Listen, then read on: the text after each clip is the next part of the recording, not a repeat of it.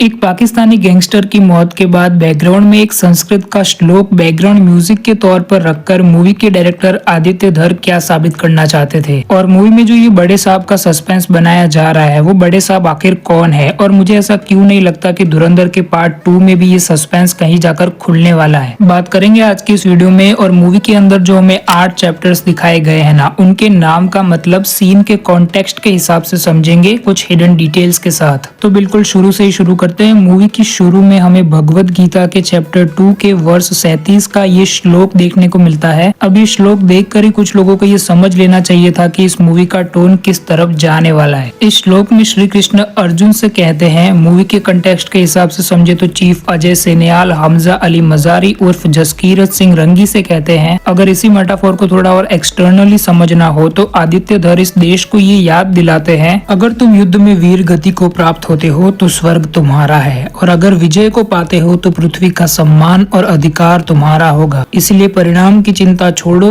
और कर्तव्य को ही अपना धर्म मानो। उठो अर्जुन, जसकीरत, भारत और पूरे निश्चय के साथ युद्ध करो। इस श्लोक के थ्रू जो एक्सट्रीम पेट्रियोटिज्म की आइडियोलॉजी है आदित्य धर की, जिसको कि उन्होंने मूवी के अंदर भी दिखाया है, उसको रेफर किया जा रहा है उनके थ्रू ही। और अब पेट्रियोटिज्म की बात हो ही रही है तो आगे बड़े हिडन डिटेल्स में, तो अब इससे ज्यादा क्या ही मूवी पेट्रियोटिज्म को शो करेगी कि मूवी का पहला शॉट जो कि आर माधवन का है, यानी कि अजय सेनियाल, उनके गॉगल्स में तुम इंडियन फ्लैग को नोटिस कर सकते हो। टॉकिंग अबाउट अजय सेनियाल, इनके कैरेक्टर को लेकर एक ऐसी मेजर डिटेल है जो कि शायद किसी ने नोटिस नहीं की होगी, और वो ये है कि 1999 कांधार हाईजैक के दौरान तुम इनके बालों पर नजर डालो, और फिर इस अटैक के बाद 2 साल बाद यानी कि 2001 में पार्लियामेंट अटैक, तो इन्हीं 2 साल बाद जब इनकी फाइल रक्षा मंत्री पढ़ते हैं, उस सीन में यहाँ पर इनके बालों पर नजर डालो, तुम डिटेल समझ जाओगे। तो यहाँ पर टाइम गैप को सिर्फ आदित्य धर ने ऐसे ही टेक्स्ट में लिखकर या फिर बोलकर ही नहीं दिखाया, बल्कि कैरेक्टर की बॉडी के अंदर जो चेंजेस आते हैं उनको तक दिखाया। तो ये है अटेंशन टू डिटेल आदित्य धर की।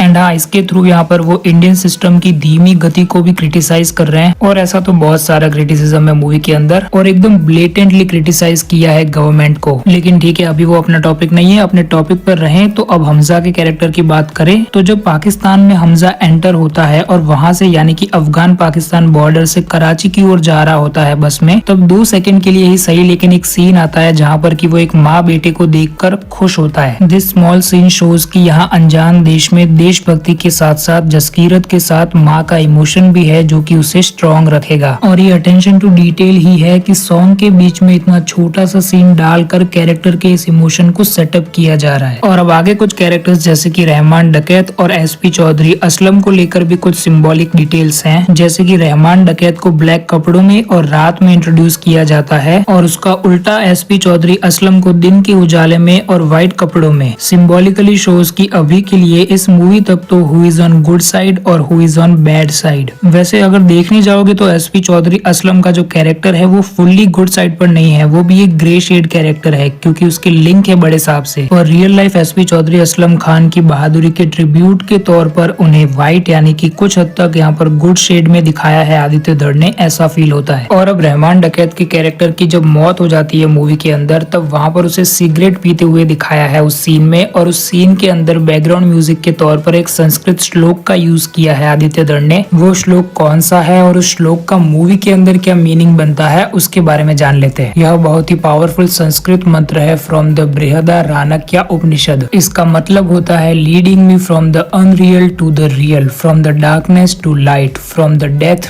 To immortality. यहाँ पर बेसिकली ये दिखाने की कोशिश की जा रही है कि रहमान डकैत का कैरेक्टर जो कि अभी तक यहाँ पर इस सृष्टि के अंदर इल्यूजन में जी रहा था, क्राइम के इल्यूजन में जी रहा था, उसको फाइनली हमजा के थ्रू जो डेथ मिली है उसने उसे इमोर्टल बना दिया है, यानी कि इटर्नल लाइफ। और एक और पर्सपेक्टिव से सोचे तो यहाँ पर ये जो संस्कृत मंत्र है वो हमजा यानी कि जसकीरत के दिमाग में चल रहा है, और ये जो पूरी इमेज है ना ऐसे सिगरेट पीते हुए रहमान डकैत की, वो इमेज हमजा के माइंड में ही क्रिएट हुई है, क्योंकि यहाँ पर कहीं ना कहीं वो उससे अटैच हो चुका था, ये हमें पता चल जाता है इस सीन में, जहाँ पर कि वो रहमान डकैत से फाइट के दौरान अपने आप ही होल्ड बैक कर रहा है, उसे मार नहीं रहा वो, लेकिन फिर जब उसे वो 26/11 अटैक के फ्लैशेस आते हैं तब वो उसे हेल्प करते हैं रहमान डकैत पर हाथ उठाने के लिए। और अब जान लेते हैं मूवी के अंदर जो हमें 8 चैप्टर्स दिखाए गए हैं उनके नाम का मतलब मूवी के अंदर दिखाए गए सीन्स के कॉन्टेक्स्ट के हिसाब से। तो तो सबसे पहले चैप्टर 1 प्राइस ऑफ पीस। तो देखो इस प्राइस ऑफ पीस का लिटरल मीनिंग यहाँ पर मूवी के अंदर यही निकलता है कि जब IC-81 हाईजैकिंग हुई उसके बाद यहाँ पर इंडियन गवर्नमेंट के द्वारा आतंकवादियों को मारने के लिए कोई भी स्ट्रिक्ट एक्शन नहीं लिया गया और इसी वजह से यहाँ पर उनकी हिम्मत हुई 2001 में पार्लियामेंट अटैक करने की। तो इंडिया की तरफ से पीस दिखाया गया, लेकिन उस पीस का प्राइस क्या मिला?